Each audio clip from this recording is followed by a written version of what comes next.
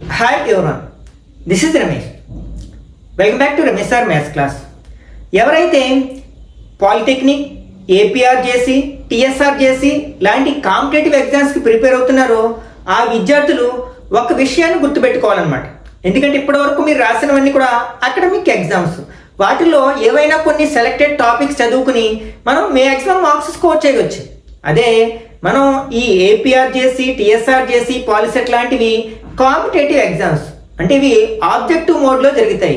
కాబట్టి మనం ఇందులో సెలెక్టెడ్ టాపిక్స్ని మనం ఎంచుకోవడానికి అవకాశం ఉండదన్నమాట. ఎందుకంటే మనం ఏ కాన్సెప్ట్ని బేస్ చేసుకుని అయినా సరే ఈ కాంపిటేటివ్ ఎగ్జామ్స్లో క్వశ్చన్ అడగడానికి అవకాశం ఉంది.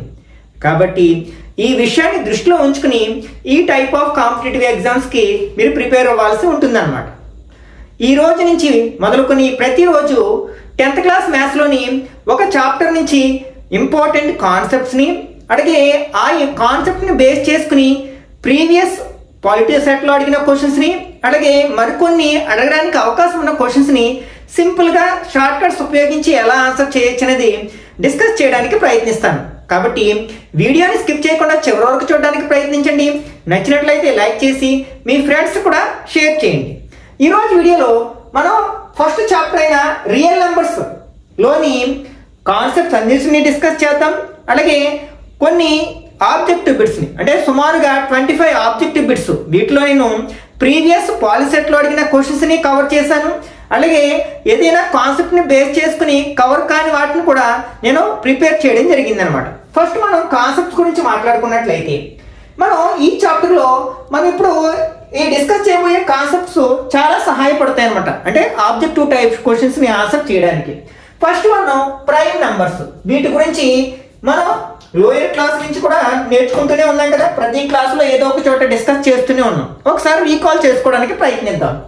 The numbers which have no factors other than 1 and itself, అంటే ఏ నెంబర్స్కి అయితే 1 అండ్ అదే నెంబర్ తప్ప వేరే ఫ్యాక్టర్స్ లేనట్లయితే వాటిని మనం ప్రైమ్ నెంబర్స్గా చెప్పుకుంటాం అనమాట. ఫర్ ఎగ్జాంపుల్ 2 ఉంది, దీనికి ఫ్యాక్టర్స్ ఏమిటంటే 1 అండ్ 2.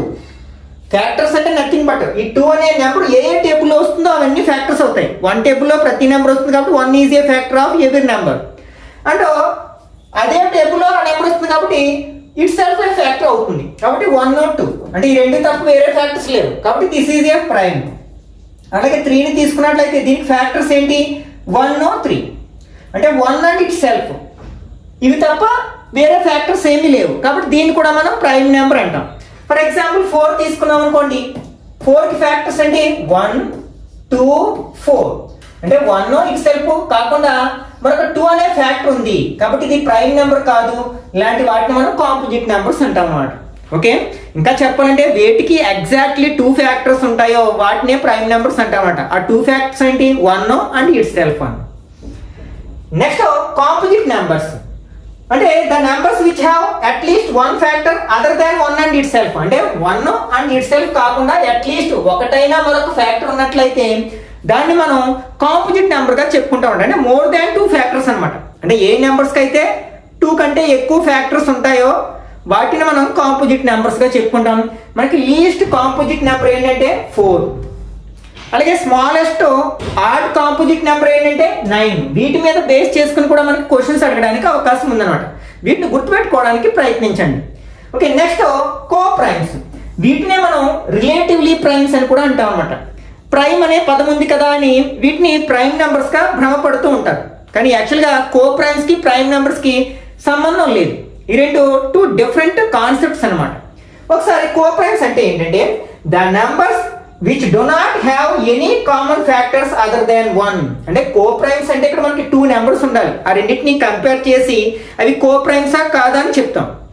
ఏ నెంబర్స్కి అయితే మనకి 1 తప్ప వేరే ఇతర కామన్ ఫ్యాక్టర్ లేనట్లయితే వాటిని మనం కో ప్రైమ్స్గా చెప్పుకుంటాం అనమాట. మనకి ఎల్సిఎం హెచ్సిఎఫ్ సంబంధించిన కాన్సెప్ట్కి ఈ కో ప్రైమ్స్ అనే కాన్సెప్ట్ బాగా సహాయపడుతుంది అనమాట. ఫర్ ఎగ్జాంపుల్ 2 3 ఉన్నాయి. 2కి ఫ్యాక్టర్స్ ఏంటి? 1 2. 3కి ఫ్యాక్టర్స్ 1 3. ఈ రెండింటికి కామన్ ఫ్యాక్టర్ ఏంటంటే 1, అంటే 1 తప్ప మరి ఏ ఇతర కామన్ ఫ్యాక్టర్ లేదు కాబట్టి ఈ రెండింటిని మనం కో ప్రైమ్స్ అంటాం. అలాగే రిలేటివ్లీ ప్రైమ్స్ అని కూడా అంటాం అనమాట. ఫర్ ఎగ్జాంపుల్ ఇక్కడ రెండు ప్రైమ్ నెంబర్స్ అవుతున్నాయి, కో ప్రైమ్స్ కూడా అవుతున్నాయి. ఫర్ ఎగ్జాంపుల్ 3, 4 తీసుకున్నాను. ఇక్కడ 3 ప్రైమ్ నెంబర్ కానీ 4 కాంపోజిట్ నెంబర్. వీటి ఫ్యాక్టర్స్ రాసి చూద్దాం. మనకి 3కి ఫ్యాక్టర్స్ ఏంటి? 1, 3. 4కి ఫ్యాక్టర్స్ ఏంటి? 1, 2, 4. రెండిటికి కామన్ ఫ్యాక్టర్, రెండిట్లో ఉన్న ఫ్యాక్టర్స్ ఏమున్నాయి? 1. ఈ 1 తప్ప వేరే కామన్ ఫ్యాక్టర్ ఏమీ లేదు కదా. కాబట్టి ఈ రెండింటిని కూడా మనం కో ప్రైమ్స్ అనవచ్చు అనమాట. కాబట్టి మనకి ప్రైమ్స్ కి కో ప్రైమ్స్ కి సంబంధం లేదని చెప్పొచ్చు. ఫర్ ఎగ్జాంపుల్ మనం 8ని 9ని తీసుకున్నాం. అసలు ఇవి రెండు ప్రైమ్ నెంబర్స్ కాదు. వీటి ఫ్యాక్టర్స్ రాసి చూద్దాం. 8కి ఫ్యాక్టర్స్ ఏంటి? 1, 2, 4, 8. 9 ఫ్యాక్టర్స్ 1, 3, 9. రెండిట్లో కామన్ ఫ్యాక్టర్ ఏముంది? ఓన్లీ 1 మాత్రమే ఉంది, వేరే ఇతర కామన్ ఫ్యాక్టర్స్ ఏమీ లేవు కదా. కాబట్టి ఇక్కడ 8, 9 కూడా కో ప్రైమ్స్ అవుతాయి అన్నమాట. కాబట్టి ఇక్కడ ప్రైమ్స్ కి కో ప్రైమ్స్ కి ఏ విధమైన సంబంధం లేదు. ఈ డిఫరెన్షియేషన్ ఐడెంటిఫై చేయడానికి ప్రయత్నించండి. Okay, next fundamental theorem of arithmetic. Okay, దీని బేస్ అయ్యి కూడా మనకి ఆబ్జెక్టివ్ క్వశ్చన్స్ అడగడానికి అవకాశం ఉంది. Every composite number can be written as a product of primes and this factorization is unique. Unique అంటే ఏకైకము, అంటే ఒకే విధము. Apart from the order of the prime factors occurs. For example మనం ప్రతి కాంపోజిట్ నెంబర్ ని కూడా ప్రైమ్ ఫ్యాక్టర్స్ కింద డివైడ్ చేయొచ్చు, అంటే ప్రోడక్ట్ ఆఫ్ ప్రైమ్స్ గా రాయొచ్చు. ఇక్కడ మనం కాంపోజిట్ నెంబర్స్ తీసుకున్నాం. 4 ఉంది. 4 ఎట్లా రాయొచ్చు?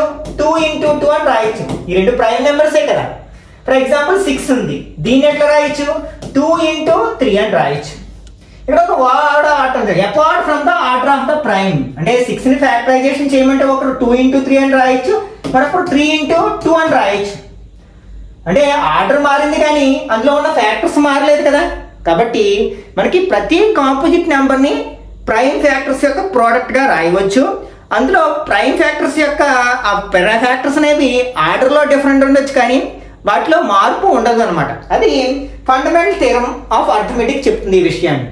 Next this is also called unique fundamental theorem. అంటే ఈ ఫండమెంటల్ థియరమ్ ఆఫ్ అర్థమెటిక్ ని మరొక పేరుతో కూడా పిలుస్తూ ఉంటారు. అదేంటి? Unique factorization theorem, unique factorization theorem అని కూడా పిలుస్తారు అనమాట. ఈ విషయాన్ని కూడా గుర్తుపెట్టుకోవడానికి ప్రయత్నించండి. Next HCF. హెచ్సిఎఫ్ అంటే highest common factor, product of the lowest powers of the common factors. అంటే మనం ఏదైనా ఒక నెంబర్ని ప్రైమ్ ఫ్యాక్టరైజేషన్ చేసి ఎక్స్పోనెన్షియల్ ఫామ్లోకి మార్చామనుకోండి. ఇక్కడ హెచ్సిఎఫ్ ఎల్సిఎం అనేది చెప్పాలంటే కనీసం 2 నెంబర్స్ ఉండాలి. ఇలా ఇచ్చారు మనకి. For example 12 and 18. వీటికి హెచ్సిఎఫ్ ఫైండ్ అవుట్ చేయాలి. మనం లోయర్ క్లాస్లో వీటిని డివిజన్ మెథడ్లోనో ఫ్యాక్టరైజేషన్ మెథడ్లోనో ప్రైమ్ ఫ్యాక్టరైజేషన్ మెథడ్లోనో ఏదో విధంగా మనం హెచ్సిఎఫ్ ఫైండ్ అవుట్ చేసేవాళ్ళం. కానీ మనం ఈ arithmetic fundamental theorem of arithmetic ని ఉపయోగించి ఎలా చేయాలంటే ఫస్ట్ వీటిని ఫ్యాక్టరైజేషన్ చేయాలి. అంటే 12 ఫ్యాక్టరైజేషన్ చేస్తే అంటే ప్రైమ్ ఫ్యాక్టర్స్ కింద డివైడ్ చేసినట్లయితే 2 tables 6 times, 2 tables 3 times. అలాగే 18 ఫ్యాక్టరైజేషన్ చేసినట్లయితే 2 tables 9 times, 3 tables 3 times. ఇప్పుడు మనం 12 ఎట్లా రాయొచ్చు? 2 into 2 into 3 గా రాయొచ్చు. అంటే దీన్నే 2 square into 3 power 1 అని రాయొచ్చు ఎక్స్పోనెన్షియల్ ఫామ్ లో రాసినప్పుడు. అలాగే 18 ఎట్లా రాయొచ్చు? 2 power 1 into 3 square అని రాయొచ్చు. ఇప్పుడు ఈ హెచ్సిఎఫ్ యొక్క డెఫినేషన్ అర్థం చేసుకోవడానికి ప్రయత్నిద్దాం. యాక్చువల్గా హెచ్సిఎఫ్ అంటే హైయెస్ట్ కామన్ ఫ్యాక్టర్. ఇప్పుడు వీటి యొక్క హెచ్సిఎఫ్ ఫైండ్ అవుట్ చేయాలంటే అంటే 12కి 18కి హెచ్సిఎఫ్ ఎంత అవుతుందంటే product of the lowest powers of common factors. ఇందులో కామన్ ఫ్యాక్టర్స్ ఏమున్నాయి? 2 కామన్ ఫ్యాక్టర్ ఉంది, అలాగే 3 కూడా కామన్ ఫ్యాక్టర్ ఉంది. ఆ కామన్ ఫ్యాక్టర్స్ లో లోయెస్ట్ పవర్స్ తీసుకోవాలి. అంటే 2 power 1, 2 power 2 లో మనకి ఏది లోయెస్ట్ పవర్? 2 power 1 అనేది లోయెస్ట్ పవర్ కాబట్టి దాన్ని తీసుకుంటాం. నెక్స్ట్ 3 కూడా కామన్ ఫ్యాక్టరే కదా, కాబట్టి దాంట్లో లోయెస్ట్ పవర్ 3 power 1. అంటే 2 power 1 అంటే 2, 3 power 1 అంటే 2, 3 ఎంత అవుతుంది? 6 అవుతుంది అనమాట. ఇక్కడ మనకి 12కి 18కి హెచ్సిఎఫ్ ఎంత అవుతుంది అనమాట? 6 అవుతుంది.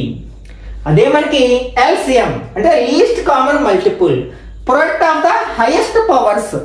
అంటే ఇక్కడ మనం హైయెస్ట్ పవర్స్ తీసుకుంటాం. ఇక్కడ రెండింటికి మనకు ఒక డిఫరెన్స్ అబ్జర్వ్ చేయాలి. ఇక్కడ మనకి కామన్ అనే వర్డ్ ఉంది, ఇందులో కామన్ అనే వర్డ్ లేదు. అంటే హెచ్సిఎఫ్ ఫైండ్ అవుట్ చేసినప్పుడు మనం కామన్ ఫ్యాక్టర్స్ యొక్క లోయెస్ట్ పవర్స్ తీసుకుంటున్నాం. కానీ ఎల్సిఎం ఫైండ్ అవుట్ చేసినప్పుడు అన్ని ఫ్యాక్టర్స్లోని హైయెస్ట్ పవర్స్ తీసుకుంటాం. అది కామన్గా ఉండొచ్చు, ఉండకపోవచ్చు. ఫర్ ఎగ్జాంపుల్ ఇక్కడ ఎల్సిఎం తీసుకుందాం. ఇక్కడ మనకి ఫస్ట్ కామన్ ఫ్యాక్టర్స్ చూస్తాం. ఈ రెండిట్లో హైయెస్ట్ పవర్ ఏంటి? 2 స్క్వేర్. అలాగే ఈ రెండిట్లో హైయెస్ట్ పవర్ ఏంటి? 3 స్క్వేర్. ఫర్ ఎగ్జాంపుల్ ఇక్కడ 5 అనే నెంబర్ కూడా ఉంది, అప్పుడు దాన్ని కూడా తీసుకుంటాం. ఫర్ ఎగ్జాంపుల్ ఇక్కడ 7 అనే నెంబర్ ఉంది, ఇక్కడ కామన్ ఫ్యాక్టర్స్ అనే పదం లేదు మనకి, కాబట్టి ఉన్న అన్ని ఫ్యాక్టర్స్లోని హైయెస్ట్ పవర్స్ తీసేసుకుంటాం. ఇంకా మనకి 5లో హైయెస్ట్ పవర్ ఇదే కాబట్టి 5 పవర్ 1 ఇంటూ 5 పవర్ 1 వేస్తాం, అలాగే ఇంటూ 7 పవర్ 1. ఇది విషయాన్ని గుర్తుపెట్టుకోవడానికి ప్రయత్నించండి. నెక్స్ట్ మనకి ఇది one of the most important concept అనమాట. ఏంటంటే if a and b are any 2 positive integers, అంటే ఏపీ అనేవి ఏవైనా 2 పాజిటివ్ ఇంటిజర్స్ అయినప్పుడు మనకి ఆ రెండింటి యొక్క ప్రోడక్ట్ దేనికి సమానం అవుతుందంటే వాటి యొక్క హెచ్సిఎఫ్ ఎల్సిఎం యొక్క ప్రోడక్ట్ కి సమానం అవుతుంది. అంటే ఆ రెండు నెంబర్స్ ని మల్టిప్లై చేస్తే ఎంత వస్తుందో ఆ రెండు నెంబర్స్ యొక్క హెచ్సిఎఫ్ ని ఎల్సిఎం ని ఫైండ్ అవుట్ చేస్తే మనకి అంతే వస్తుంది. మనం ఈ రిలేషన్ సహాయంతో మనం ఏం చేయొచ్చు అంటే మనకి 2 నెంబర్స్ వాటి యొక్క హెచ్సిఎఫ్ తెలిసినప్పుడు దాని యొక్క ఎల్సిఎం ని ఫైండ్ అవుట్ చేయొచ్చు. లేకపోతే 2 నెంబర్స్ లో ఒక నెంబర్ తెలిసి వాటి యొక్క హెచ్సిఎఫ్ ఎల్సిఎం తెలిసినప్పుడు ఆ సెకండ్ నెంబర్ ని ఫైండ్ అవుట్ చేయొచ్చు అనమాట. ఇట్లా ఇక్కడ 4 వేరియబుల్స్ ఉన్నాయి మనకి, 1 2 3 4. ఈ 4 వాల్యూస్ లో ఏవైనా 3 వాల్యూస్ తెలిసినప్పుడు 4th వాల్యూని ఫైండ్ అవుట్ చేయొచ్చు అనమాట ఈ రిలేషన్ సహాయంతో. Okay, next HCF of coprimes is always 1. ఇది ఒక విషయం గుర్తుపెట్టుకోండి. కోప్రైమ్స్ గురించి ఇంతకు ముందే మనం డిస్కస్ చేసాం కదా. మనం ఏ 2 కోప్రైమ్స్ తీసుకున్నా సరే వాటి యొక్క హెచ్సిఎఫ్ ఎల్లప్పుడూ 1 అవుతుంది. అలాగే ఎల్సిఎం ఏమవుతుందంటే ఆ రెండింటి యొక్క ప్రోడక్ట్ అవుతుంది. ఫర్ ఎగ్జాంపుల్ ఇందాక మనం 8 9 ఈ రెండు కూడా మనకి కోప్రైమ్స్, అంటే ఆ రెండింటిలోని 1 టేబుల్ తప్ప వేరే టేబుల్ ఏది పోవడం లేదు, కాబట్టి ఆ రెండింటిని మనం కోప్రైమ్స్ అన్నాం. అప్పుడు ఆ రెండింటికి హెచ్సిఎఫ్ అడిగినప్పుడు ఎంత అంటాం మనం? 1 అంటాం. అలాగే ఎల్సిఎం అడిగినప్పుడు ఏం చేస్తాం? ఆ రెండింటిని మల్టిప్లై చేసి చెప్తాం. 8 9 are 72 అని చెప్తాం అనమాట. ఇట్లా next HCF of any 2 consecutive numbers is 1. Consecutive numbers అంటే ఏంటి? వరుసగా ఉండే నెంబర్స్ అనమాట. అంటే 2కి 3కి హెచ్సిఎఫ్ ఎంత అని అడిగితే 1 అని చెప్పొచ్చు. 9కి 10కి హెచ్సిఎఫ్ ఎంత అంటే 1. 99కి 100కి అంటే వరుసగా ఉండే ఏ 2 నెంబర్స్ యొక్క హెచ్సిఎఫ్ అయినా సరే 1 అవుతుంది. Next LCM of any 2 consecutive numbers is their product. అట్లాగే వరుసగా ఉండే 2 నెంబర్స్ తీసుకుని దాని ఎల్సిఎం ఎంత అని అడిగినప్పుడు ఆ రెండింటిని మల్టిప్లై చేస్తాం అంతే. మనం ఫైండ్ అవుట్ చేయాల్సిన ఏ మెథడ్ ను ఉపయోగించి ఫైండ్ అవుట్ చేయాల్సిన అవసరం లేదు అనమాట ఇక్కడ.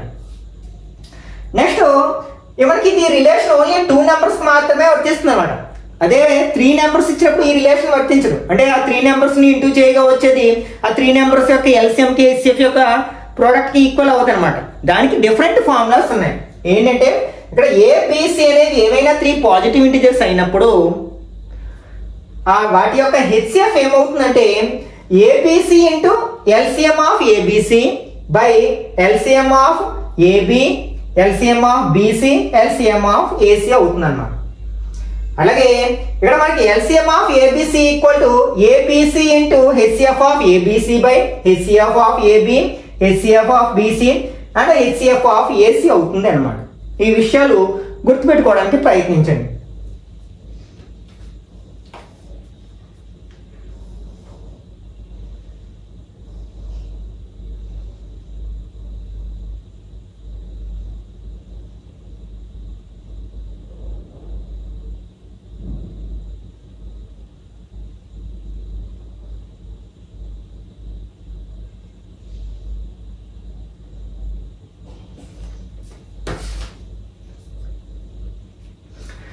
ఓకే, నెక్స్ట్ ఎల్సిఎం ఆఫ్ ఏ.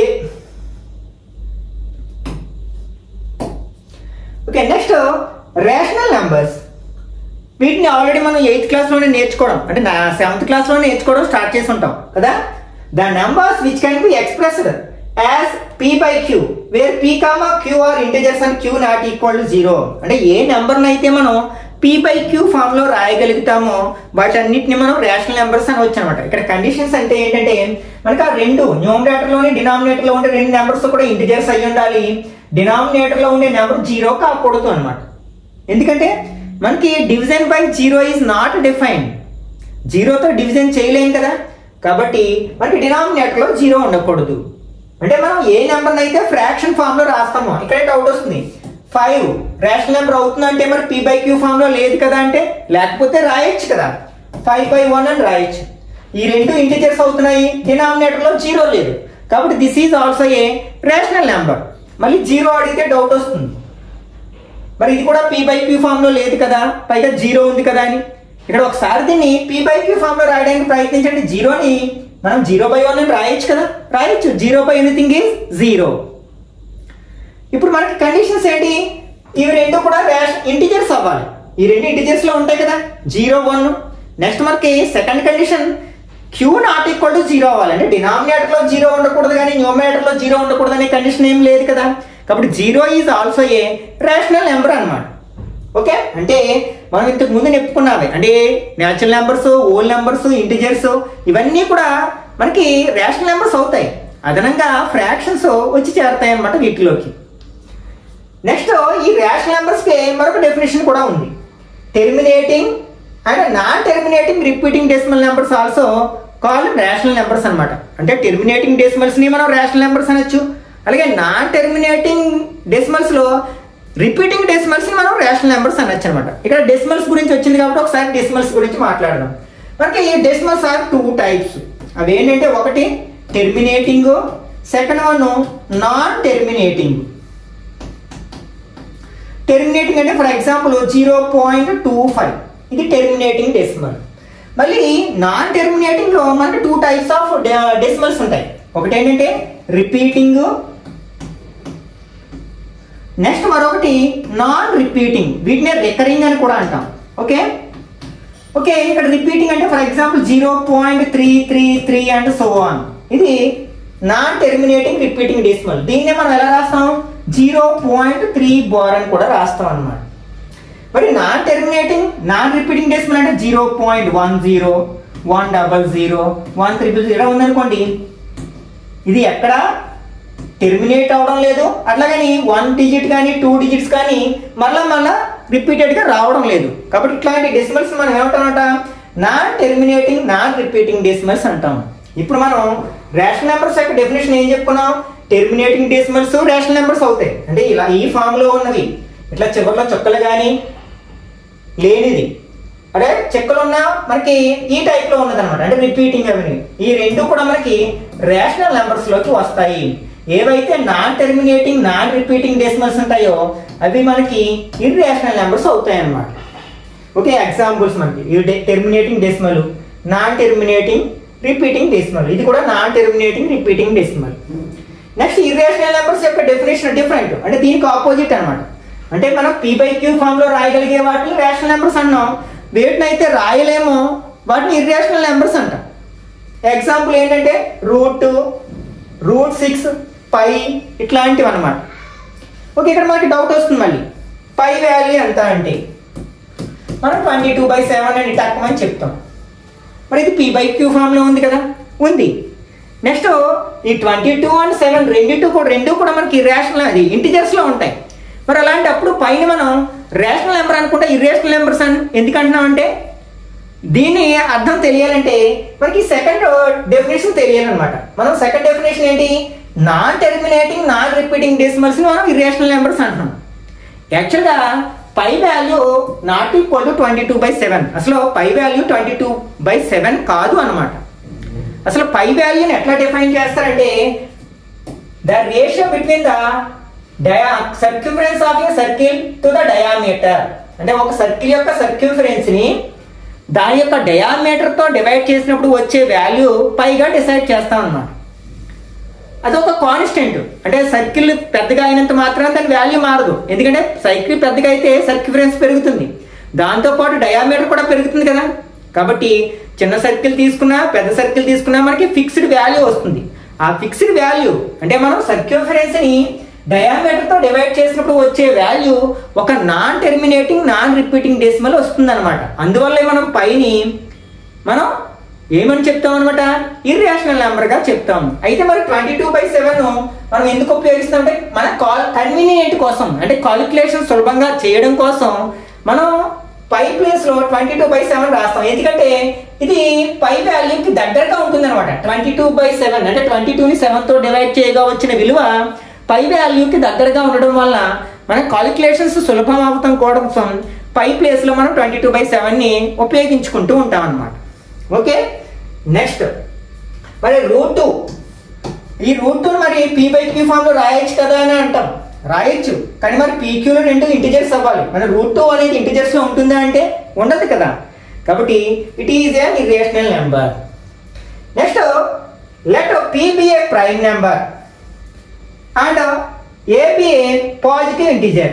ఇక్కడ p అనేది ఏమో ఒక ప్రైమ్ నెంబరు, a అనేది ఏదైనా ఒక పాజిటివ్ ఇంటిజర్ అయినప్పుడు if p divides a² then p also divides a.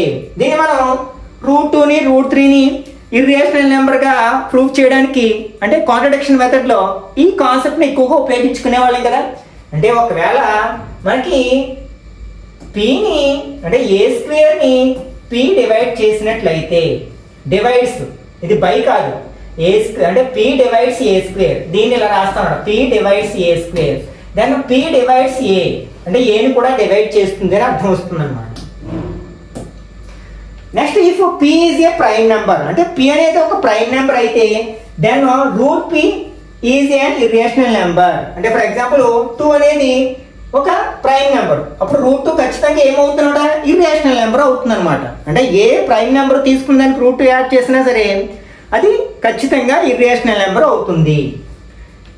Next if the denominator of a rational number can be expressed in the form of 2m and 5m, then the decimal expansion of the rational number is terminates.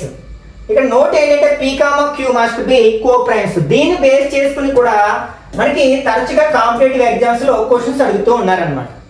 మీకు simple గా అర్థం అవ్వాలి అంటే rational number అనేది ఒకటి p/q form లో ఉంది. For example ఎలా ఉంది, 7/10 అని ఉంది. ఇప్పుడు దీన్ని 7ని 10తో డివైడ్ చేసినప్పుడు మనకి టెర్మినేటింగ్ డెసిమల్ వస్తుందా, నాన్ టెర్మినేటింగ్ రిపీటింగ్ డెసిమల్ వస్తుందా అని చెప్పాలనుకోండి, డివిజన్ చేయవసరం లేదు, మనం దాని డినామినేటర్ని అబ్జర్వ్ చేయడం ద్వారా చెప్పొచ్చు అనమాట.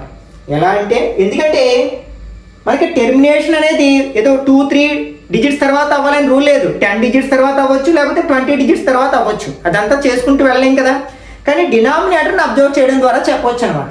ఎలా అంటే మనం ఏ రేషనల్ నెంబర్ యొక్క డినామినేటర్ని 2m 5n ఫామ్లో రాయగలమో అది టెర్మినేటింగ్ డెసిమల్ అవుతుంది. అలా రాయలేకపోతే అది non terminating decimal, repeating decimal అవుతుందని అర్థం అనమాట. ఇంకా మీకు అర్థమయ్యే భాషలో స్పష్టంగా చెప్పాలి అంటే ఏ రేషనల్ నెంబర్స్ యొక్క డినామినేటర్ని ప్రైమ్ ఫ్యాక్టరైజేషన్ చేసినప్పుడు అందులో 2లు 5లు తప్ప వేరే నెంబర్ కనిపించడం లేదనుకోండి, అప్పుడు అది టెర్మినేటింగ్ డెసిమల్ అనమాట. 2, 5 కాకుండా వేరే ఏదైనా ఒక ప్రైమ్ నెంబర్ కనిపించింది, 3నో 7నో 11నో ఏదైనా ఒక ప్రైమ్ నెంబర్ కనిపించింది అనుకోండి, అప్పుడు అది నాన్ టెర్మినేటింగ్ రిపీటింగ్ డెసిమల్ అవుతుంది అనమాట. ఫర్ ఎగ్జాంపుల్ ఇక్కడ 10 ఉంది. దానికంటే ముందు మనం ఒక విషయం గుర్తుపెట్టుకోవాలి. ఫస్ట్ అసలు pqలు 2 కో-ప్రైమ్స్ అవుతున్నాయా లేదా అని చూసుకోవాలి. 7, 10లో 1 టేబుల్ తప్ప ఏది ఇతర టేబుల్ ఏది పోవడం లేదు కాబట్టి 2 కో-ప్రైమ్స్. ఇప్పుడు డినామినేటర్ని ఫ్యాక్టరైజేషన్ చేద్దాం. 10 ఫ్యాక్టరైజేషన్ చేసాం, 2 5s are 10 అంటే 2 5 కింద పడిగొట్టాం. అంటే దీని ప్రైమ్ ఫ్యాక్టర్స్లో 2 5 తప్ప వేరే నెంబర్స్ ఏమీ లేవు కదా. కాబట్టి ఇది దేన్ని రిప్రజెంట్ చేస్తున్నాడా, టెర్మినేటింగ్ డెసిమల్ని రిప్రజెంట్ చేస్తుంది. ఫర్ ఎగ్జాంపుల్ ఇలా ఇచ్చాడు, 11/8 అని ఇచ్చాడు. ఫస్ట్ ఈ 2 కో-ప్రైమ్స్ కాదో అవుతుందో చూద్దాం. కో-ప్రైమ్స్ అవుతున్నాయి. ఇప్పుడు డినామినేటర్ని ఫ్యాక్టరైజేషన్ చేశాను. 2 టేబుల్ 4 టైమ్స్, 2 టేబుల్ 2 టైమ్స్, అన్ని 2లే ఉన్నాయి. కాబట్టి ఇక్కడ ఓన్లీ 2లు ఉన్న ప్రాబ్లం లేదు, ఓన్లీ 5 ఉన్న ప్రాబ్లం లేదు, 2 5లు మాత్రమే ఉన్న ప్రాబ్లం లేదు. అవి ఎప్పుడు కూడా మనకి టెర్మినేటింగ్ డెసిమల్స్ అవుతాయి. అవి మినహా వేరే నెంబర్స్ ఉండకూడదు. అవి ఉంటే ఒకవేళ 3 ఉంది, అప్పుడు నాన్ టెర్మినేటింగ్ రిపీటింగ్ డెసిమల్ ఉంది. ఒకవేళ 7 ఉంది. ఫర్ ఎగ్జాంపుల్ ఎలా ఇచ్చారు, మీకు ఎలా ఇచ్చారంటే 6/15 అని ఇచ్చారు. వెంటనే మనం డినామినేటర్ని చెక్ చేసేస్తాం. 3 టేబుల్ 5 టైమ్స్ పోతుంది, అంటే 5 కాకుండా 3 ఉంది కాబట్టి ఇది నాన్ టెర్మినేటింగ్ రిపీటింగ్ డెసిమల్ అని చెప్పేసే అవకాశం ఉంది. కానీ ఇక్కడ కండిషన్ గుర్తుపెట్టుకోవాల్సింది ఏంటంటే pqలు కో-ప్రైమ్స్ అవ్వాలి. కానీ ఈ సమయంలో కో-ప్రైమ్స్ కావడం లేదు. రెండిట్లో కూడా 3 టేబుల్ పోతుంది కదా. కాబట్టి ఫస్ట్ ఏ కామన్ టేబుల్ పోతుందో దాన్ని కట్ చేసేయండి. 3 టేబుల్ ఇందులో 2 టైమ్స్, ఇందులో 5 టైమ్స్, అంటే 2/5 అయింది. ఇప్పుడు 2 కో-ప్రైమ్స్. ఇప్పుడు చెక్ చేయాలి మనం. ఇక డినామినేటర్ 5 తప్ప వేరే కామన్ ఫ్యాక్టర్ లేదు కదా, ప్రైమ్ ఫ్యాక్టర్ లేదు కదా, కాబట్టి ఇది టెర్మినేటింగ్ డెసిమల్ అవుతుంది. కానీ ఇలా చూసినప్పుడు మనకి ఎలా అనిపిస్తుంది, ఇది నాన్ టెర్మినేటింగ్ రిపీటింగ్ డెసిమల్ అవుతుంది అన్నమాట. అట్లాగే మనం ఇలా రాసినప్పుడు ఇలా ఫర్ ఎగ్జాంపుల్ ఎలా క్వశ్చన్ ఇచ్చారు 13/125 ఇది ఎన్ని డిజిట్స్ తర్వాత టెర్మినేట్ అవుతుంది అంటే డెసిమల్ పార్ట్ ఫర్ ఎగ్జాంపుల్ ఎలా ఉంది 3.15 ఉంది, 125 ఉంది, దీని డెసిమల్ నెంబర్ అంటాం. ఇందులో ఇది ఇంటిగ్రల్ పార్ట్, ఇది డెసిమల్ పార్ట్. ఎన్ని డిజిట్స్ ఉన్నాయి, 3 డిజిట్స్ తర్వాత ఎండ్ అయిపోయింది అనమాట కదా. ఇట్లా ఫ్రాక్షన్ రూపంలో ఇచ్చినప్పుడు ఇది డివైడ్ చేస్తే ఎన్ని డిజిట్స్ తర్వాత ఎండ్ అవుతుంది అనే క్వశ్చన్ అడగొచ్చు అనమాట. అప్పుడు మనం ఏం చేయాలంటే ఇంతకు ముందులాగా ఈ 125 ఫ్యాక్టరైజేషన్ చేస్తాం. 5 టేబుల్ 25 టైమ్స్, 5 టేబుల్ 5 టైమ్స్ అంటే ఇది 13/5 క్యూబ్. కాబట్టి ఇది 3 డిజిట్స్ తర్వాత టెర్మినేట్ అవుతుంది.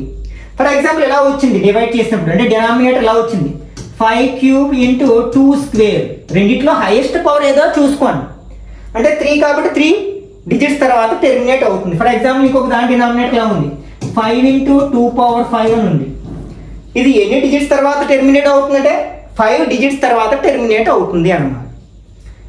Next if p is a rational number and q is an irrational number then p plus q, p minus q, pq అంటే sum, difference, product and quotient are irrational numbers. కానీ ఇక్కడ మనం గుర్తుపెట్టుకోవాల్సింది ఏంటంటే p అనేది non zero rational number అవ్వాలన్నమాట.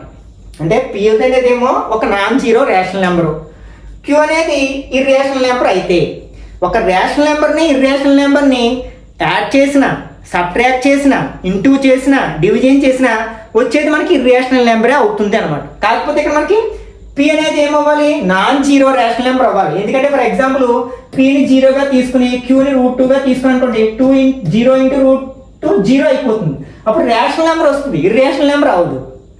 అలాగే ఇక్కడ మనం 0/√2 వేసాం అనుకోండి అప్పుడు కూడా 0 అయిపోతుంది, అప్పుడు రేషనల్ నెంబర్ అయిపోతుంది. కాబట్టి p అనేది ఇంటూ చేసినప్పుడు డివిజన్ చేసుకున్నప్పుడు p value non zero rational number అవ్వాలన్నమాట. ఆ విషయం గుర్తుపెట్టుకోండి. Next the sum or difference product and quotient of 2 irrational numbers may not be an irrational number. అంటే మనం 2 ఇర్రేషనల్ నెంబర్స్ తీసుకున్నప్పుడు అంటే ఫస్ట్ ఏమి ఇక్కడ ఒక రేషనల్ ఒక ఇర్రేషనల్ నెంబర్ చేసాం, అప్పుడు ఆల్వేస్ ఇర్రేషనల్ నెంబర్ వచ్చింది. అలా కాకుండా రెండింటిని ఇర్రేషనల్ నెంబర్స్ చేసినప్పుడు తీసుకుని వాటిని యాడ్ చేసినప్పుడు లేకపోతే సబ్ట్రాక్ట్ చేసినప్పుడు లేకపోతే మల్టిప్లై చేసినప్పుడు డివిజన్ చేసినప్పుడు మనకి ఇర్రేషనల్ నెంబరే రావాలనే రూల్ ఏమీ లేదనమాట. కొన్ని సమయాల్లో మనకి రేషనల్ నెంబర్ కూడా రావచ్చు అనమాట. ఫర్ ఎగ్జాంపుల్ √2 మైనస్ √2 0 అవుతుంది. ఈ రెండు ఇర్రేషనల్ నెంబర్సే, కానీ డిఫరెన్స్ తీసుకుంటే ఎంత వచ్చింది 0 వచ్చింది, అది రేషనల్ నెంబర్. అలా కాకుండా 2√2 ప్లస్ √3 తీసుకున్నాం అనుకోండి అప్పుడు ఇర్రేషనల్ నెంబర్ వచ్చింది. ఫర్ ఎగ్జాంపుల్ ఇంటూ చేశాను √2 ఇంటూ √8 ఇవి రెండు ఇర్రేషనల్ నెంబర్సే, కానీ ఇంటూ చేస్తే √16 వచ్చింది, ఇది 4 రేషనల్ నెంబర్ వచ్చింది. కాబట్టి మనం 2 ఇర్రేషనల్ నెంబర్స్ తీసుకుని ఎడిషన్ చేసినా సబ్ట్రాక్షన్ చేసినా మల్టిప్లై చేసినా అలాగే డివిజన్ చేసినా వచ్చేది ఇర్రేషనల్ నెంబర్ అవ్వాలనే రూల్ ఏమీ లేదు అన్నమాట. ఓకే, ఇప్పుడు మనం ఇప్పటి వరకు డిస్కస్ చేసిన ఈ కాన్సెప్ట్ సహాయంతో బిట్స్ని ఎలా ఆన్సర్ చేయాలనేది డిస్కస్ చేద్దాం. వాటిలో కొన్ని ప్రీవియస్ పాలిసెట్ నుంచి సెలెక్ట్ చేయడం జరిగింది అనమాట. వాటిని అబ్జర్వ్ చేసినట్లయితే మనకి క్వశ్చన్స్ ఏ విధంగా అడగడానికి అవకాశం ఉంది, మనం ఏ విధంగా ప్రిపేర్ అయితే ఎక్కువ మార్క్స్ స్కోర్ చేయగలమో మీకు క్లియర్గా అర్థమవుతుంది. Okay, first one which of the following is an irrational number. ఇక్కడ √5, ఇక్కడ 5 అనేది ఒక ప్రైమ్ నెంబర్ కాబట్టి √5 ఏమవుతుంది ఇర్రేషనల్ నెంబర్ అవుతుంది. కాబట్టి ఇదే కరెక్ట్ ఆన్సర్. మరి ఇక్కడ కూడా రూట్ ఉందంటే √9 వాల్యూ 3 కదా, ఇది రేషనల్ నెంబర్. ఇవి రెండు p/q ఫామ్ లో ఉన్నాయి కాబట్టి అవి రేషనల్ నెంబర్స్ అవుతాయి. కాబట్టి ఇక్కడ కరెక్ట్ ఆన్సర్ ఏమవుతుందంటే ఏ అవుతుంది అనమాట. Next 140/210 is a terminating decimal, non terminating and repeating decimal, non terminating and non repeating decimal, none of the above. ఇది పాలిసెట్ లో లాస్ట్ ఇయర్ అడిగిన క్వశ్చన్ అనమాట. అంటే మనం ఏం చేయొచ్చు, డినామినేటర్ని అబ్జర్వ్ చేయడం ద్వారా డినామినేటర్కి 2, 5 తప్ప వేరే ఫ్యాక్టర్స్ లేకపోతే వేరొక 5 ఫ్యాక్టర్స్ లేనట్లయితే అది టెర్మినేటింగ్ డెసిమల్. అవి కాకుండా వేరే 3 కానీ 7 ఇట్లాంటి నెంబర్ ఉన్నట్లయితే అది నాన్ టెర్మినేటింగ్ రిపీటింగ్ డెసిమల్. ఇది p/q ఫామ్ లో ఉంది కాబట్టి ఇది non terminating non repeating decimal అయ్యే అవకాశం లేదు, ఎందుకంటే వాటిని మనం ఇర్రేషనల్ నెంబర్స్ అంటాం కాబట్టి. అంటే ఫస్ట్ రెండిట్లో ఏదో ఒక ఆన్సర్ అవ్వాలి. ఓకే, 140/210 మనం డినామినేటర్ ఫ్యాక్టరైజేషన్ చేయడానికంటే ముందు first numerator denominator co primes కాదో చెక్ చేసుకోవాలి. ఈ కో ప్రైమ్స్ కాదు, రెండిట్లో 10 టేబుల్ కట్ చేయొచ్చు. కామన్ టేబుల్ 10 ఉంది, 14/21 వచ్చింది. మళ్ళీ రెండిట్లో 7 టేబుల్ కట్ చేయొచ్చు, 2 టైమ్స్ 3 టైమ్స్ అంటే 2/3. ఇప్పుడు ఈ రెండు కో ప్రైమ్స్. నెక్స్ట్ మనకి ఇక్కడ డినామినేటర్ లో 3 అనే ఫ్యాక్టర్ ఉంది, అంటే 2 5 కాకుండా 3 అనే ఫ్యాక్టర్ ఉంది, ప్రైమ్ ఫ్యాక్టర్. ఇలా ఉన్నప్పుడు ఏమవుతుంది, నాన్ టెర్మినేటింగ్ రిపీటింగ్ డెసిమల్ అవుతుంది. కాబట్టి ఇది బి అనేది కరెక్ట్ ఆన్సర్ అవుతుంది అనమాట. Next third one, which of the following statement is not correct. అంటే ఈ నాట్ అని బైలిక్ లో చదవలేదనుకోండి, మనకి ఆన్సర్ తెలిసి ఉండి కూడా తప్పు అవడానికి అవకాశం ఉంది. ఎప్పుడైనా సరే మనం కాంపిటేటివ్ ఎగ్జామ్స్ లో ఏదైనా క్వశ్చన్ ఆన్సర్ చేసినప్పుడు క్వశ్చన్ ని 1-2 సార్లు చదవాలి. అలాగే 4 ఆప్షన్స్ కూడా చదివిన తర్వాత మాత్రమే మనం కరెక్ట్ ఆన్సర్ ని పికప్ చేయడానికి ప్రయత్నించాలి. ఎందుకంటే ఒక్కొక్కసారి ఏ అనేది కరెక్ట్ అవుతుంది, బి కూడా కరెక్ట్ అవుతుంది, సిలో ఏ అంటే బి అని ఇవ్వచ్చు అనమాట. కాబట్టి 4 ఆప్షన్స్ చదివిన తర్వాత మాత్రమే ఆన్సర్ చేయడానికి ప్రయత్నించండి. ఓకే, ఇక్కడ మనకి క్రింది వాటిలో ఏది రాంగ్ అంటున్నాడు. నాట్ అంటే ఫాల్స్ స్టేట్మెంట్ అంటున్నాడు. The sum of a rational number and an irrational number is an irrational number. ఇంతకు ముందు చెప్పుకున్నాం కదా, ఇది కరెక్టే, కాబట్టి ఇది కరెక్ట్ ఆన్సర్ కాదు. The sum of 2 irrational numbers need not be an irrational number. ఇది కూడా కరెక్టే కదా, రెండు ఇర్రేషనల్ నెంబర్స్ యాడ్ చేయగా వచ్చే నెంబర్ ఇర్రేషనల్ నెంబర్ అవ్వాల్సిన రూల్ ఏమీ లేదు. Next third one, the product of non zero rational number and an irrational number is an irrational number. ఇది కూడా మనం ఇంతకు ముందే డిస్కస్ చేసాం, ఇది కూడా కరెక్టే. ఇంకా లాస్ట్ వన్ రాంగ్ ఆన్సర్ అవుతుంది. The product of 2 irrational numbers is always an irrational number ఇచ్చారు. అంటే రెండు ఇర్రేషనల్ నెంబర్స్ మల్టిప్లై చేసినప్పుడు ఎల్లప్పుడూ మనకి ఇర్రేషనల్ నెంబరే రావాలని లేదు. ఇంతకు ముందు ఒక ఎగ్జాంపుల్ చెప్పుకున్నాక √2 × √8, రెండు ఇర్రేషనల్ నెంబర్స్ ఇంటూ చేస్తే √16 వచ్చింది, దాని వాల్యూ 4 రేషనల్ నెంబర్ వచ్చింది. కాబట్టి ఇక్కడ మనకి కరెక్ట్ ఆన్సర్ ఏంటంటే డి అన్నమాట. Next third one, the rational number లై బిట్వీన్ √2 and √3. అంటే మనకి √2కి √3కి మధ్యలో ఉండే రేషనల్ నెంబర్ అడిగాడు, ఇర్రేషనల్ నెంబర్ కాదు అనమాట. ఇలాంటి సమయంలో మనకి √2 వాల్యూ ఎంత 1.414, అలాగే √3 వాల్యూ 1.732. ఇవి గుర్తుపెట్టుకోవడానికి ప్రయత్నించండి, 9th క్లాస్లోనే నేర్చుకుంటాం వీటి గురించి. ఇప్పుడు దేనిని డివైడ్ చేస్తే దీనికి మధ్యలో ఉన్న వాల్యూ వస్తుంది. 3/2 అంటే 1.5. 1.5 అనేది 1.4కి 1.57కి మధ్యలో ఉంటుంది కాబట్టి ఇది కరెక్ట్ ఆన్సర్ అవుతుంది.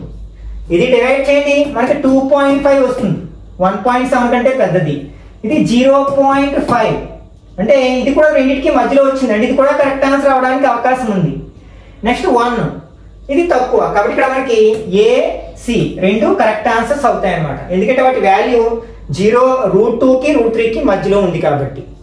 Okay, next if 8232 equal to 2³ × 3 × 7^n then the value of n. అంటే మనం ఈ 8232ని ఈ ఫామ్ లో ఎక్స్ప్రెస్ చేసినప్పుడు n ప్లేస్ లో ఉండాల్సిన నెంబర్ ఏంటి అంటే మనం ప్రైమ్ ఫ్యాక్టరైజేషన్ చేయాలన్నమాట. 8232 ఇది ఈవెన్ నెంబర్ కాబట్టి 2 టేబుల్ చూడవచ్చు. 4 2s 1 1 6 టైమ్స్. అగైన్ 2 టేబుల్ 2 1 లో పోదు కాబట్టి 0 పెట్టుకుని 11 లో చూస్తే 5 8. Again 2 table 1 0 2 9. ఇప్పుడు మనకి ఆడ్ నెంబర్ వచ్చేసింది, 2 టేబుల్ పోదు. 3 టేబుల్ చెక్ చేసామంటే 3 3s are 9, 4 3s are 12, next 3 3s are 9. Next మనకి 3 టేబుల్ కూడా పోదు, 5 టేబుల్ పోదు, 7 టేబుల్ చూద్దాం.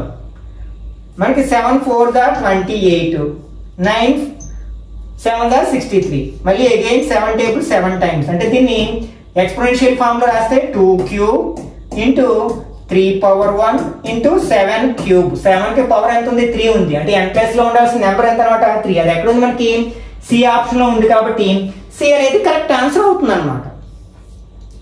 Next the HCF of 206 and 657 మనం ఎక్స్పోనెన్షియల్ ఫామ్ లో ఫైండ్ అవుట్ చేయొచ్చు, లేకపోతే మనం లోయర్ క్లాస్ లో నేర్చుకున్న డివిజన్ మెథడ్ లో కూడా ఫైండ్ అవుట్ చేయొచ్చు.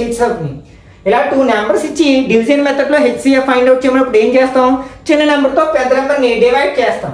ఇక్కడ 306తో 657ని డివైడ్ చేసినట్లయితే 2 టైమ్స్ కట్ అవుతుంది, 612 వస్తుంది. 5 నెక్స్ట్ 4 నెక్స్ట్ ఈ నెంబర్ని ఇక్కడ వేసుకుంటాం 306. ఇది 300, ఇది 40. ఎన్ని టైమ్స్ పోతుంది, 7 టైమ్స్ చూద్దాం. 7 4 = 28 కదా, ఎక్కువైపోతుంది. 6 6 5 = 33, 6 4 = 24 + 3 27, 6 10 తెచ్చుకుంటే 36. అగైన్ 45 ఇక్కడ వేసినట్లయితే 136 = 36. ఎన్ని టైమ్స్ అవుతుంది, 15 6 మైనస్ చేస్తే 9, 36 4 9s are 36. 0 వచ్చింది. దేంతో డివైడ్ చేసినప్పుడు 0 వచ్చింది, 9తో డివైడ్ చేసినప్పుడు 0 వచ్చింది. కాబట్టి మనకి హెచ్సిఎఫ్ ఏమవుతుందన్నమాట, సి 9 అవుతుంది అనమాట. The HCF of 2 cube 3 square and 5 and 2 square 3 cube into 5 square. HCF అంటే ఏం చెప్పుకున్నాం, కామన్ ఫ్యాక్టర్స్ యొక్క లోయెస్ట్ పవర్స్ ని తీసుకోవాలి. ఇక్కడ 2 రెండిట్లోనే ఉంది, అందులో లోయెస్ట్ పవర్ ఏంటి, స్క్వేర్ అంటే 2 square. 3 రెండిట్లోనే ఉంది, లోయెస్ట్ పవర్ 2 కదా, అంటే అది తీసుకున్నాం. 5 రెండిట్లోనే ఉంది, లోయెస్ట్ పవర్ 5 కదా, ఇంటూ 5. ఇది హెచ్సిఎఫ్ అవుతుంది. అది ఎక్కడుంది, 2 square 3 square ఇంటూ 5 బిలో ఉంది కదా, కాబట్టి ఇది కరెక్ట్ ఆన్సర్ అవుతుంది అనమాట. నెక్స్ట్ ద ఎల్సిఎం ఆఫ్, ఇలా ఇచ్చారు మనకి. ఎల్సిఎం అంటే ఏం చెప్పుకున్నాం, ప్రోడక్ట్ ఆఫ్ హైయెస్ట్ పవర్స్. ఇక్కడ మనకి ఫస్ట్ కామన్ ఫ్యాక్టర్స్ చూద్దాం. రెండిట్లో 2 ఉంది, హైయెస్ట్ పవర్ ఎంత, పవర్ 3, కాబట్టి 2 cube తీసుకున్నాం. నెక్స్ట్ ఇందులో 3 లేదు కాబట్టి 3 తీసేసుకుంటాం, ఇది అదే హైయెస్ట్ పవర్ అన్నమాట. నెక్స్ట్ రెండిట్లో 5 ఉంది అంటే 5 అదే హైయెస్ట్ పవర్ 7. వీటన్నిటిని ఇంటూ చేస్తే మనకు కావాల్సిన ఆన్సర్ వస్తుంది. 2 cube అంటే 8, 5 7 = 35 ఇంటూ 3 అంటే 105 ఇంటూ చేస్తే 8 5 = 40, 4 8 1 = 8, 840 అనేది మనకు కరెక్ట్ ఆన్సర్ అవుతుంది. అది ఎక్కడ మనకి డిలో ఉంది అన్నమాట.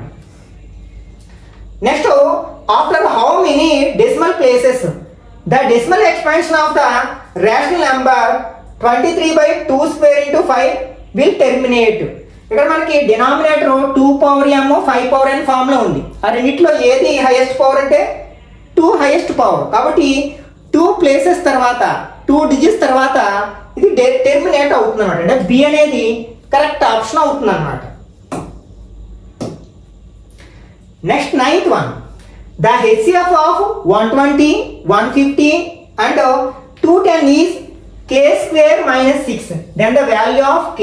అంటే ఇక్కడ 120కి అలాగే 150కి 210కి యొక్క హెచ్సిఎఫ్ ఫైండ్ అవుట్ చేస్తాం కదా, ఆ వాల్యూ k² - 6కి సమానం అయితే k విలువ ఎంత అంటాడు. హెచ్సిఎఫ్ అంటే ఏంటి, హైయెస్ట్ కామన్ ఫ్యాక్టర్. అన్నిట్లోని 0 ఉంది కాబట్టి 10 అనేది మనకి కామన్ ఫ్యాక్టర్. ఇంకా ఏ టేబుల్ పోతాయి అన్నిట్లో, ఇందులో 3 టేబుల్ అన్నిట్లో పోయే టేబుల్ చూసుకోవాలి. 4 times 5 times 7 times అంటే 3 కూడా కామన్ ఫ్యాక్టరే. ఇంకా వీటన్నిటిలోని పోయే టేబుల్ ఏమీ లేదు కదా, అంటే 10 3s are 30 అనమాట. ఇక్కడ ఈ మూడింటికి హెచ్సిఎఫ్ ఎంత అనమాట, 30. ఇది దేనికి సమానము, k² - 6కి సమానం అనమాట. అంటే ఇక్కడ k² - 6 వాల్యూ ఎంత అంటే 30. దీన్ని సాల్వ్ చేస్తే మనకి k వాల్యూ వస్తుంది. k² = 30 -6ని RH ట్రాన్స్పోజ్ చేస్తే +6 అవుతుంది, అంటే 36 అవుతుంది. అప్పుడు స్క్వేర్ కూడా మనం RH ట్రాన్స్పోజ్ చేస్తే √36 అంటే 6 అవుతుంది అనమాట. అది ఎక్కడుంది మనకి, బిలో ఉంది కదా, కాబట్టి ఇది కరెక్ట్ ఆన్సర్ అవుతుంది. Next the product of 2 numbers is 1600 and their HCF is 5. Then LCM is, అంటే 2 నెంబర్స్ యొక్క ప్రోడక్ట్. అంటే ఫర్ ఎగ్జాంపుల్ ఆ 2 నెంబర్స్ ఏపీ అనుకున్నాం అనుకోండి, a × b ఇచ్చారు. ఇది మనకి దేనికి సమానం అవుతుంది, హెచ్సిఎఫ్ ఇంటూ ఎల్సిఎం కి సమానం అవుతుంది. వాటి యొక్క హెచ్సిఎఫ్ ఇంటూ ఎల్సిఎం కి. ఇక్కడ ప్రోడక్ట్ ఎంత, 1600, హెచ్సిఎఫ్ ఎంత 5, ఎల్సిఎం అడిగారు మనకి. ఈ 5 మనం ఈ LHS లో ట్రాన్స్పోజ్ చేసినట్లయితే ఏమవుతుంది, మనకి ఎల్సిఎం ఇక్కడ డివైడ్ చేసింది అంటే 5/5 అవుతుంది.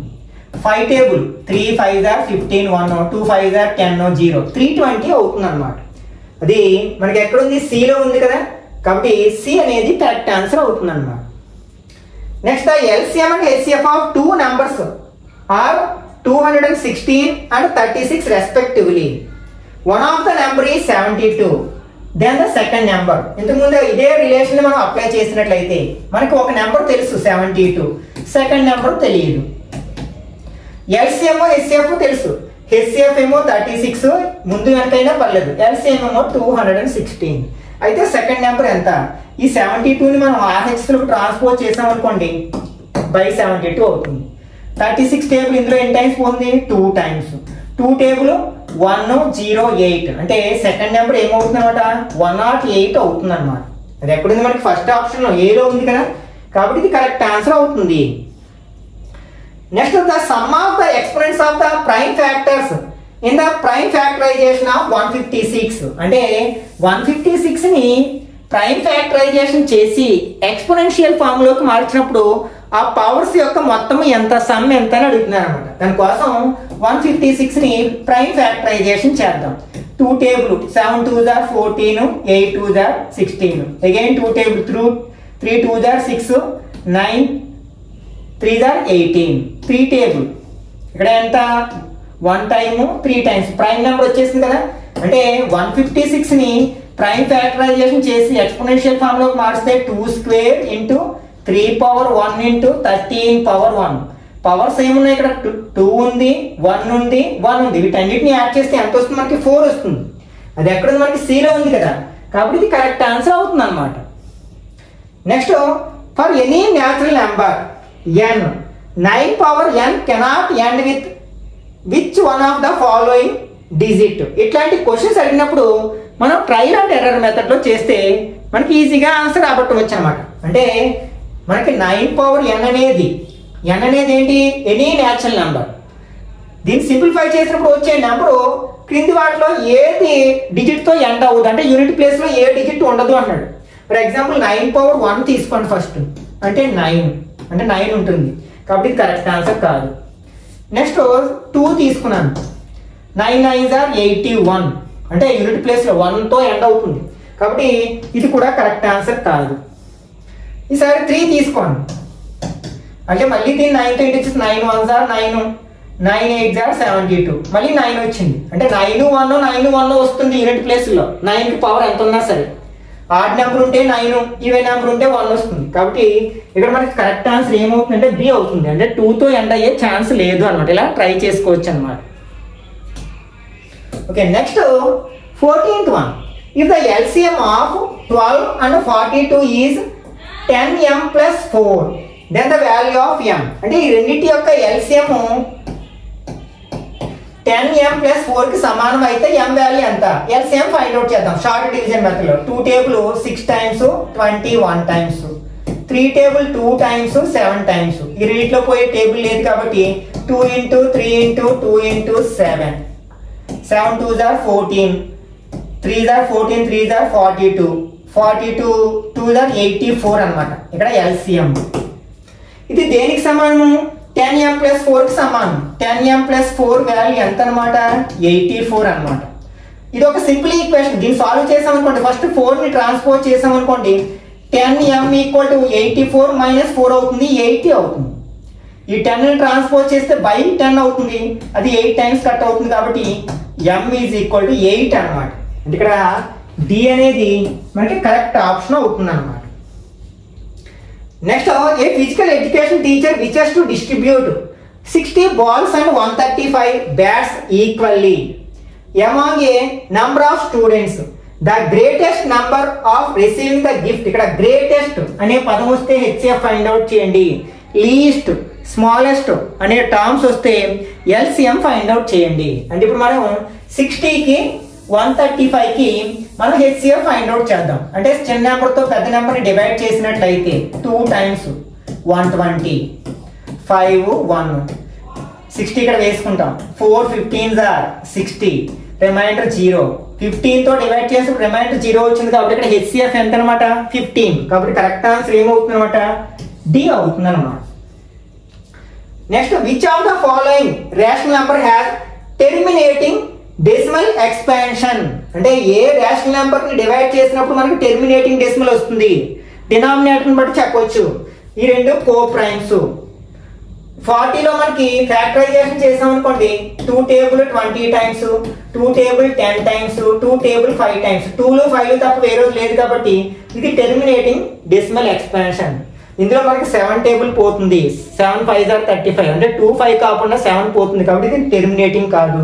ఇందులో 3 టేబుల్ పోతుంది, 7 టేబుల్ కాబట్టి ఇది టెర్మినేటింగ్ కాదు. ఇందులో 3 టేబుల్ పోతుంది కాబట్టి ఇది టెర్మినేటింగ్ కాదు. Next the smallest odd composite number. Composite numbers లో స్మాలెస్ట్ ఆడ్ నెంబర్ ఏదంటే 9. ఇంతకు ముందే చెప్పుకున్నా కదా. కాబట్టి కరెక్ట్ ఆన్సర్ ఏమవుతుందంటే డి ఆప్షన్ అవుతుంది అనమాట. Next if p comma q are coprimes then HCF of p q అంటే ఏ రెండు కో ప్రైమ్స్ తీసుకున్నా సరే వాటి యొక్క హెచ్సిఎఫ్ ఆల్వేస్ ఎంత అవుతుందని చెప్పుకున్నాం మనం, 1 అవుతుంది. కాబట్టి ఇక్కడ డి అనేది కరెక్ట్ ఆప్షన్ అవుతుంది అనమాట. The smallest number which leaves remainder 8 and 12 when divided by 28 and 32 respectively. అంటే ఇక్కడ మనం 28 తో డివైడ్ ఒక నెంబర్ ఉంది, ఆ నెంబర్ని 28 తో డివైడ్ చేసినప్పుడు ఏమో 8 రిమైండర్ వస్తుందట, 32 తో డివైడ్ చేసినప్పుడు ఏమో మనకి 12 రిమైండర్ వస్తుందట. ఇక్కడ లీస్ట్ అనే పదం వచ్చింది, లీవ్స్. స్మాలెస్ట్ అనే పదం వచ్చింది కాబట్టి ఎల్సిఎం ఫైండ్ అవుట్ చేయాలి. దేనికి ఎల్సిఎం? ఫస్ట్ ఈ రెండింటికి ఎల్సిఎం ఫైండ్ అవుట్ చేయాలి. 28కి 32కి ఎల్సిఎం ఫైండ్ అవుట్ చేసినట్లయితే 2 table 14 times 16 times, again 2 table 7 times 8 times, 7 8 are 56, 56 2s are 112, 112 2s are ఎంత అవుతుంది? 112 2s are 224 అవుతుంది, 224 అవుతుంది. అయితే ఇది కరెక్ట్ ఆన్సర్ కాదు. ఏంటి మనకి రిమైండర్ 8 12 రావాలి. అందుకోసం ఈ రెండింటికి డిఫరెన్స్ చూడండి. దీంట్లోంచి 8 మైనస్ చేసిన 20 వస్తుంది, దీనిలోంచి 12 మైనస్ చేసిన 20 వస్తుంది. ఆ 20ని దీనిలోంచి మైనస్ చేయండి. -20 చేస్తే ఎంత వస్తుంది మనకి? 204 వస్తుందన్నమాట. కాబట్టి మనకి ఆన్సర్ ఏమవుతుందంటే 204 అవుతుంది ఇక్కడ. కాబట్టి సి అనేది కరెక్ట్ ఆప్షన్ అవుతుంది అన్నమాట. There is a circular path around a sport field. Sonia takes 18 minutes to drive one round of the field. అంటే దాని చుట్టూ తిరగడానికి ఒకసారి తిరగడానికి సోనియాకి 18 మినిట్స్ పట్టింది. While Ravi takes 12 minutes for the same. అదే రవికి మనకి 12 మినిట్స్ పట్టింది అన్నమాట. Suppose they both start at the same point. ఇద్దరు ఒకే సమయంలో ఒకే చోట స్టార్ట్ అయ్యారు అనుకోండి, at the same time. And go in the same direction. ఇద్దరు కూడా ఒకే డైరెక్షన్ లో పరిగెడుతుంటే how many minutes will they meet again the starting point? అంటే ఎన్ని నిమిషాల తర్వాత ఇద్దరు కలుసుకుంటారు మళ్ళీ, అంటే ఒకే ప్లేస్ లో కలుసుకుంటారంటే అంటే స్టార్టింగ్ పాయింట్ లో కలుసుకుంటారంటే ఇట్లా మనకి ఇలాంటి క్వశ్చన్స్ అడిగినప్పుడు రెండింటికి ఎల్సిఎం కట్టేయండి. ఇక్కడ 18కి 12కి ఎల్సిఎం కట్టేసేయండి. 2 table 9 times 6 times, 3 table 3 times 2 times, 2 3s are 6, 2 3s are 6 6 are 36. అంటే 36 మినిట్స్ తర్వాత మళ్ళీ ఇద్దరు స్టార్టింగ్ పాయింట్ లో కలుసుకుంటారు అన్నమాట. 2 numbers are in the ratio 15:11. If their HCF is 13, then numbers will be, అంటే రెండు నెంబర్స్ 15:11 రేషియోలో ఉన్నాయట. ఆ రెండిటి యొక్క HCF 13 అయినట్లయితే ఆ నెంబర్స్ ఏంటంటాడు. మనకి ఎప్పుడైనా సరే ఆ నెంబర్స్ హెచ్సిఎఫ్ యొక్క మల్టిపుల్స్ అవుతాయి, అంటే ఈ టేబుల్లో వచ్చే నెంబర్స్ అవుతాయి. కాబట్టి ఈ 13తో ఈ రెండు నెంబర్స్ ఇంటూ చేస్తే మనకు కావాల్సిన నెంబర్స్ వచ్చేస్తాయి. 15 13s are 15 into 13, 5 13s are 65, 6 13 1s are 13. Next 11 into 13, 11 into 13 అంటే 143 అవుతుంది. అంటే 143 and 195, అంటే ఇక్కడ మనకి 195 ఉండాలనుకుంటాం. కాబట్టి ఏ అనేది కరెక్ట్ ఆన్సర్ అవుతుంది అన్నమాట. Next if P is a prime, then HCF and LCM of P and P plus 1 would be, P అనేది ఒక ప్రైమ్ నెంబర్. అప్పుడు P and P plus 1, P plus 1 అంటే దాని నెక్స్ట్ నెంబర్ కాన్సిక్యూటివ్ నెంబర్స్ అవుతాయి కదా, Pని P plus 1. అప్పుడు వాటి యొక్క ఎల్సిఎం హెచ్సిఎఫ్లు ఏమవుతాయంటే ఇంతకుముందే చెప్పుకున్నాం, ఏ రెండు కాన్సిక్యూటివ్ నెంబర్స్ తీసుకున్నా సరే వాటి యొక్క హెచ్సిఎఫ్ ఏమో 1 అవుతుంది, ఎల్సిఎం ఏమో వాటి యొక్క ప్రోడక్ట్ అవుతుంది. అది ఎక్కడుందో చూసుకోండి. HCF 1 LCM P into P plus 1. కాబట్టి ఇక్కడ సి అనేది కరెక్ట్ ఆప్షన్ అవుతుంది అనమాట. Okay, next 23rd one. The LCM and HCF of two numbers are 1001 and 7 respectively. How many such pairs are possible? ఇంతకు ముందే చెప్పుకున్నాం, మనకి ఆ 2 numbers HCF యొక్క మల్టిపుల్స్ అవుతాయి. ఫర్ ఎగ్జాంపుల్ ఇది HCF ఏంటి 7 కదా, కాబట్టి ఆ రెండు నెంబర్స్ ని 7A 7B అనుకుందాం. ఎందుకంటే 7 యొక్క మల్టిపుల్స్ అవుతాయి రెండు ఖచ్చితంగా, HCF యొక్క మల్టిపుల్స్ అనమాట. ఓకే, ఈ రెండింటి యొక్క ప్రోడక్ట్ దేనికి సమానం అవుతుంది? వాటి యొక్క ఎల్సిఎం ఇంటూ హెచ్సిఎఫ్ కి సమానం అవుతుంది. ఓకే, ఇక్కడ మనం ఇక్కడ 7 7s are 49 AB equal to 101 into 7 అవుతుంది. ఈ 49 ఆర్ఎక్స్ ట్రాన్స్ఫర్ చేస్తే బై 49 అవుతుంది. 7 టేబుల్ ఇందులో 7 times. 7 1s are 7 30, 4 7s are 28, 21, 3 7s are 21. అంటే A ఇంటూ B ఎంత వచ్చింది మనకి అంటే AB 143 వచ్చింది. దీన్ని మనం ప్రోడక్ట్ ఆఫ్ 2 నెంబర్స్ కింద రాయాలి. అలా ఎన్ని విధాలుగా రాయగలమంటే 1 ఇంటూ 143 అని రాయొచ్చు. 2 టేబుల్ పోతుంది. దీన్ని ఫ్యాక్టరైజేషన్ చేసాం అనుకోండి 11 టేబుల్ 13 టైమ్స్ పోతుంది. మధ్యలో ఏ టేబుల్స్ పోవు. అంటే ఇంకా దీన్ని 11 ఇంటూ 13 గా రాయొచ్చు అనమాట. అంటే 1 ఇంటూ 143 గా రాయొచ్చు, 11 ఇంటూ 13 గా రాయొచ్చు. అంటే ఇక్కడ మనం ఎన్ని డిఫరెంట్ వేస్ లో రాసాం? 2 డిఫరెంట్ వేస్ లో రాసాం కాబట్టి దీని కరెక్ట్ ఆన్సర్ ఏమవుతుందంటే సి అవుతుంది అనమాట. కానీ ఇలా చూసేటప్పుడు మనకి ఇవి రెండు కో ప్రైమ్స్ అవ్వాలన్నమాట. ఓకే, ఫర్ ఎగ్జాంపుల్ ఇలా వచ్చింది మనకి, ఇలా రాసాం 6 ఇంటూ 8 గా రాసాం అనుకోండి, దీన్ని కౌంట్ చేయకూడదు. ఎందుకంటే ఈ రెండు కూడా కో ప్రైమ్స్ కాదు కదా, రెండిట్లో 2 టేబుల్ పోతుంది కాబట్టి ఈ పేరుని మనం లెక్క పెట్టకూడదు అనమాట. ఓన్లీ కో ప్రైమ్స్ ని మాత్రమే లెక్క పెట్టాలి. ఓకే, ఆ విషయం గుర్తుపెట్టుకోండి. Next 24th one. The decimal expansion of the rational number is, అంటే ఇక్కడ మనకి 13/125 ఇచ్చాడు. దీని డెసిమల్ ఎక్స్పాన్షన్ అంటే 13 125 తో డివైడ్ చేస్తే వచ్చే ఆ డెసిమల్ నెంబర్ ఏంటని అడుగుతాడు. దానికోసం మనం డివైడ్ చేయట్లేదు అనమాట. డినామినేటర్ ని ఎక్స్పోనెన్షియల్ ఫామ్ లోకి మార్చినట్లయితే మనకి 125 ని 5 క్యూబ్ కింద వస్తుంది. 5 ఇంటూ 5 ఇంటూ 5. కాబట్టి దీని పైన కింద 2 క్యూబ్ తో ఇంటూ చేద్దాం. అంటే పవర్ 3 ఉంది కాబట్టి పవర్ 3 ఉన్న 2 తో ఇంటూ చేస్తాం పైన కింద. అంటే 13 ఇంటూ 2 క్యూబ్ అంటే 8. ఇక్కడ మనకి ఇది ఎంత అవుతుంది? మనకి 3 డిజిట్స్ తర్వాత మనకి అంటే 5 2s are 10. పవర్ 3 ఉంది కాబట్టి 3 జీరోస్ పెడతాం అంతే. 1 పక్కన 3 జీరోస్ పెడతాం. పవర్ ఎంత ఉంటే అంత. ఇప్పుడు 2 ఇంటూ చేద్దాం. 8 3s are 24, 2 8 1s are 8 + 2 10 అవుతుంది. బై ఇంకా చెప్పాలంటే మనకి ఇంతకు ముందే చెప్పాం కదా, పవర్ ఎంత ఉంటే అన్ని డిజిట్స్ తర్వాత టెర్మినేట్ అవుతుంది. ఇక్కడ అన్ని డిజిట్స్ ముందు మనం డెసిమల్ పెట్టాలి. 1 2 3 అంటే పాయింట్ ఇక్కడికి వస్తుంది. అంటే 0.104 అనేది కరెక్ట్ ఆన్సర్ అవుతుంది అనమాట. అది ఎక్కడ ఉంది? మనకి ఏలో ఉంది కదా, కాబట్టి అది కరెక్ట్ ఆప్షన్ అవుతుంది. Next 25th one. If the rational number 51/1500 is expressed in the form of 17/2 power n into 5 power m, then the value of m plus n. Okay, first ఈ రెండింటిని మనం ఈ ఫామ్ లో ఎక్స్ప్రెస్ చేయాలంటే numerator denominator coprimes అవుతున్నాయో లేదో check చేయాలి. ఈ రెండింటిలో మనకి 3 టేబుల్ పోతుంది. 3 టేబుల్ ఇందులో 3 1s are 3, 7 3s are 21, 5 3s are 15 0 0. అంటే దీన్ని 17/500 అని రాయొచ్చు. ఇప్పుడు డినామినేటర్ మనం ఎక్స్పోనెన్షియల్ ఫామ్ లోకి మార్చామనుకోండి, 500 ఫ్యాక్టరైజేషన్ చేయండి. 5 table 1 0 0, again 5 table 2 0, again 5 table 4 times, 2 table 2 times. ఎలా రాయొచ్చు మనం? 5 క్యూబ్ ఇంటూ 2 స్క్వేర్ అని రాయొచ్చు. ఇక్కడ n ప్లేస్ లో 2 ఉంది, m ప్లేస్ లో 3 ఉంది. అంటే 2 + 3 అడిగారు మనకి. m + n వాల్యూ అడిగారు కదా, అంటే 2 + 3 5 కదా. ఇది ఎక్కడ మనకి C లో ఉంది కదా, కాబట్టి ఇది కరెక్ట్ ఆన్సర్ అవుతుంది అనమాట. మనకి ఈ type of competitive exams prepare అయ్యేటప్పుడు ఖచ్చితంగా ఆ చాప్టర్లో ఉన్న అన్ని కాన్సెప్ట్స్ని నేర్చుకున్న తర్వాత మాత్రమే బిట్స్ని ప్రాక్టీస్ చేయడానికి ప్రయత్నించండి. మనం ఈ వీడియోలో డిస్కస్ చేసిన ఈ కాన్సెప్ట్ సహాయంతో మీరు మరికొన్ని బిట్స్ని ఓన్గా ప్రయత్నించండి.